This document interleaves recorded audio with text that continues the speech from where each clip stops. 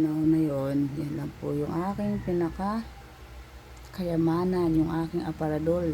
Yan ang pinakamahal sa aking mga koleksyon. At diyan ko lang sinulat yan. Yung patunay ng patotoo na tunay ang salita ng Panginoon. Yan. Napilay din yung darling ko. Nabagsak siya sa anong tawag doon? Nagigiik doon. Ganyan. Talagang sabi ng doktor, talagang maririnig mo naman din kasi talaga yung lagotok ng kanyang akala mo bato, akala mo bali-bali balakang. Pero ayun nga, siyempre maliliit pa yung anak mo noon.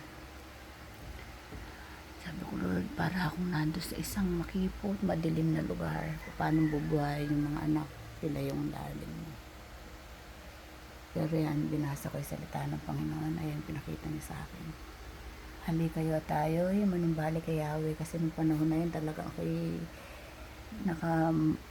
sa yaman ng sanlibutan, sabi nga.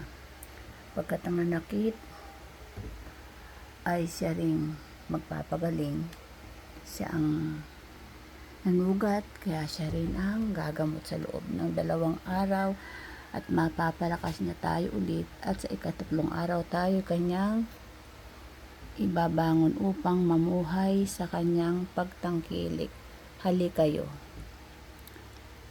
Sikapin ninyong makilala si Yahweh. Tsak na tayo'y tutugunin tayo sa ating, hindi ko na mabasa. Amen. Pero sa Hosea 6:1-3 mo siya mababasa. Nangyari sa buhay ko yan. Talagang pag 3 araw, yung sinasabing 6 months na nakalihis sa daan, nakahigaan. Sabi nila mahihiga lang, pero hindi kasi makatulog, talagang masakit. Konting kibot, masakit talagang hawakan yung kanyang kamay, yung kanyang paa. Talagang binubuhat siya, umaaray. Pero amen, ng Panginoon napakabuti, may ginamit siyang tao para, baka di ako nag-aano doon, sabi ko, Lord, gamitin yung taong yun sa ikagagaling po niya. Ayun, salamat sa Panginoon. Talagang ang pang 3 araw, tunay na siya nakatayo. 1 linggo, okay, parang walang nangyari. 2 buwan, siyang lang napahinga.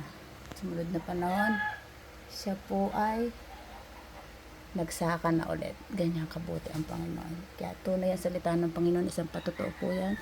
Sa mga may problema, bumasa po kayo ng salita ng Panginoon. Tutugunin niya kayo, sasagutin niya kayo sa pamamagitan ng kanyang mga salita. Nangyari sa akin yan, 3 araw.